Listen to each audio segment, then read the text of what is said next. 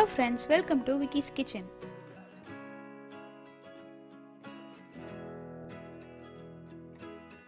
இன்னும் நீங்க என் சேனலுக்கு சப்ஸ்கிரைப் பண்ணலனா மறக்காம சப்ஸ்கிரைப் பண்ணிடுங்க. பக்கத்துல இருக்க பெல் ஐகானை கிளிக் பண்ண மறந்துடாதீங்க.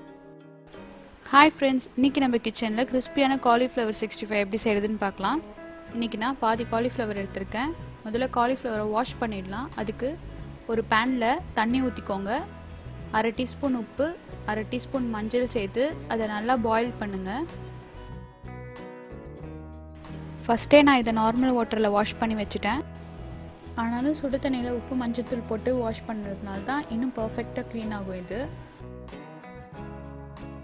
இப்போ நம்ம தண்ணி பாயில் ஆகிடுச்சு. இதை காலிஃப்ளவரில் ஊற்றி ஒரு 2 நிமிஷம் அப்படியே வச்சுடுங்க.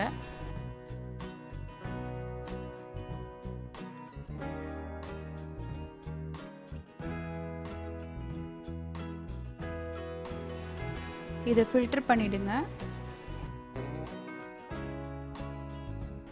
மாவு ரெடி பண்ணிக்கலாம். 1/2 கப் கடலை மாவு, தேவையான அளவு உப்பு, 1 டேபிள் ஸ்பூன் கார்ன்ஃப்ளவர் மாவு, 1 டேபிள் ஸ்பூன் அரிசி மாவு, 1 டீஸ்பூன் காஷ்மீரி மிளகாய் தூள், 1 டீஸ்பூன் மிளகுத்தூள், 1 டீஸ்பூன் ஜீரகத்தூள்,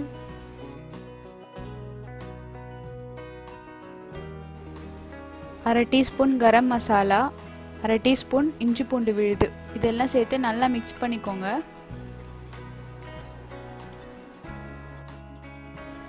கொஞ்சம் கொஞ்சமாக தண்ணி சேர்த்து நல்லா திக்கான மாவாக்கிக்கோங்க. நல்லா இந்த மாதிரி கன்சிஸ்டன்சியில் இருக்கணும். இப்போ மாவு கரைச்சாச்சு. காலிஃப்ளவர் இதில் போட்டு நல்லா மிக்ஸ் பண்ணிக்கோங்க. காலிஃப்ளவர் ஃபுல்லாக கோட்டாக இருக்கணும்.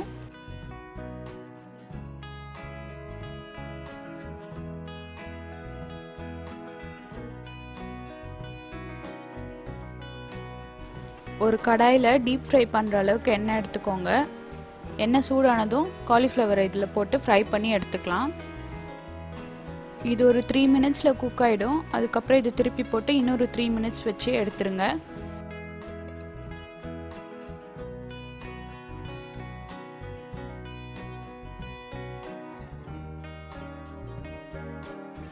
காலிஃப்ளவர் நல்லா குக் ஆயிடுச்சு. இப்போ இதை நம்ம எடுத்துடலாம்.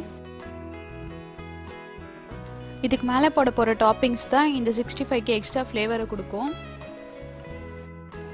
1/2 டேபிள் ஸ்பூன் மிளகுத்தூள், 1 வெங்காயம் மெலிசா நறுக்கி வச்சுருக்கேன், 2 டேபிள் ஸ்பூன் லெமன் ஜூஸ். இதை போட்டு நல்லா மிக்ஸ் பண்ணிக்கோங்க. இது வந்து ஒரு ஈவினிங் ஸ்நாக்காக சாப்பிடலாம். ரொம்பவே நல்லாயிருக்கும்.